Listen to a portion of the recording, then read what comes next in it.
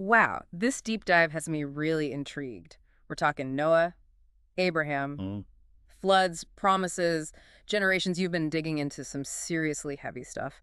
I mean, everyone and their goldfish has heard about Noah's Ark, but I'm willing to bet you've uncovered some golden nuggets that even I haven't come across. Well, one thing that really struck me was how similar the flood narrative in Genesis is to ancient flood myths from other cultures. Oh, really? Yeah, the boat, the animals, that whole desperate scramble for dry land, it's uncanny. Makes you wonder if they were all drawing on some distant memory of a real event. Right, like a giant global game of telephone, only with slightly higher stakes. Although there's one pretty significant difference, the whole reason for the flood in the first place, right? It's not just about too many people clogging up the water slide like in some of those other stories. Exactly. The Genesis account, it takes a different tack. This isn't just about population control, it's about the moral state of humanity, their wickedness. In fact, the text actually talks about humanity's wickedness polluting the earth, almost like this spiritual contamination that God needs to cleanse. So it's not just a case of cosmic noise complaints. Humanity was actually harming creation with their actions. That Hmm. definitely adds a whole other layer to things. So God hits the reset button, but it's not just cosmic scrub and we're done. This is where that whole covenant thing comes in, right? You got it. After the flood waters recede, God makes a covenant with Noah. Never again will he destroy the earth like this. It's this incredibly powerful image of God's mercy, a fresh start for humankind. Although, like with any good contract, there are, shall we say, terms and conditions. And cue the family drama, because where there's family, there's always drama. Yeah. And when it comes to Noah's sons, let's just say things get interesting, to say the least. The whole incident with Noah, his sons, and that unfortunate vineyard mishap, it's one of those stories where you have to dig a little deeper. For example, nakedness in the Bible is often symbolic, representing vulnerability, even shame. Right. Definitely not your average oops moment. Exactly. And the coat, well, the coat represents something else entirely: authority, power. It's a symbol of leadership. Ah, so when Ham, one of Noah's sons, sees his father in a state of undress, it's not just awkward, it's a violation on a whole other level. Right. Some scholars even interpret Ham's actions as this sort of power grab, Yeah. like he's trying to usurp his father's authority, which if you look at ancient practices of consolidating power, isn't that far-fetched? Talk about your sibling rivalry gone wrong. But hold on, what about the other brothers, Shem and Japheth? They didn't exactly join in on the festivities? Not at all. They actually act righteously, covering their father, averting their eyes, respecting both Noah as their father and the authority he represents. What's really key here is that Shem receives a special blessing. He's called God's man. And it's not just a throwaway line, it's actually the first time this phrase appears in the entire text. Oh, so it's not just a nickname, it's loaded. Why is that so significant? It suggests that Shem, and by extension his lineage, are going to play a very particular role in God's plan going forward. It's a hint, I think, at a line of inheritance, a spiritual authority passed down through the ages. Okay, now that's where I see that whole promised seed concept starting to take shape. We're not just talking family drama anymore. This is bigger, right? But before we get ahead of ourselves, what about this table of nations I keep hearing about? Sounds like something straight out of a biblical epic. It kind of is. We're talking about genealogy on an epic scale. These toledot, as they're called in Hebrew, these aren't just your average family trees, you see. They mark these really important shifts in history, these beginnings. And in this case, the text tells us that from these three sons of Noah, Shem, Ham, and Japheth came 70 nations. 70. Okay, I'm sensing a theme here. What's with all these weirdly specific numbers? Good ear. 70 in this context signifies completeness, like the totality of humanity. It's every single person. But here's the kicker. Even after the flood, even with God's covenant for a new beginning at this point, everybody still speaks the same language. That potential for division, for disobedience, it's still there, simmering under the surface. Which brings us, of course, to the mother of all construction projects, the Tower of Babel. Because apparently humanity's love for ambitious building projects didn't end with Noah, did it? Not even close. In fact, the story of the Tower of Babel is where things get really interesting. It sets the stage for everything that comes after, especially the emergence of our friend Abraham. Hmm. But that, my friend, is a story for part two. So, last we left off, we had a world freshly repopulated by Noah's descendants. 70 nations, all speaking the same language, this beautiful picture of unity after the chaos of the flood. But Something tells me old habits die hard, right? Right, you are. And that brings us to the Tower of Babel, one of the most, I think, enduring stories in Genesis. We find humanity migrating eastward, settling in a place called Shinar. You might know it better as modern-day Iraq. Eastward. Now, didn't our research say that's often associated with moving away from God? It's like they were turning their backs on divine guidance? Sharp as ever. It does seem to suggest a very deliberate distancing from the covenant made with Noah. And what do they do in this new land? They decide to build a city, a symbol of human achievement, complete with a tower that reaches to the heavens. Hold on, a tower to the heavens. Are we talking like an ancient skyscraper, or was this more symbolic? What were they building? It's believed they were constructing a ziggurat, a kind of stepped pyramid common to Mesopotamian culture. These weren't just impressive feats of engineering, though. They were considered to be man-made holy mountains, these links between the earth and the divine. So by building this tower, they were trying to reach the heavens on their terms.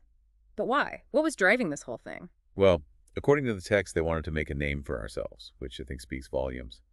They were afraid of being scattered, forgotten. Their solution, a monument to their own ingenuity, a big giant, hey, look at us, a symbol of their unified power. So basically trying to write their own creation story, with humanity as the architects of their own destiny. Something tells me God wasn't exactly thrilled by this plan. You'd be right.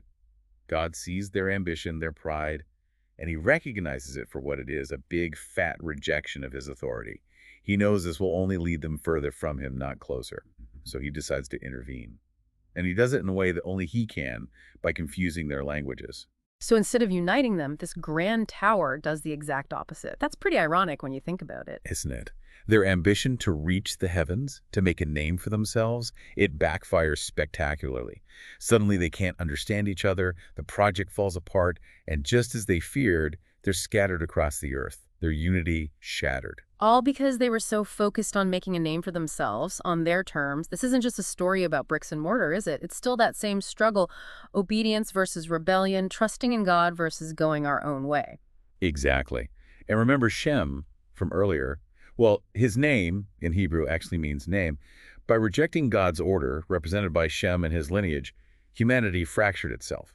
The Tower of Babel, it becomes this powerful symbol of what happens when we choose our own ambition over God's will. Which brings us to, I think, a pivotal figure in all of this. A man who embodies the opposite of this whole self-reliant, look-at-me attitude. I'm talking, of course, about Abraham.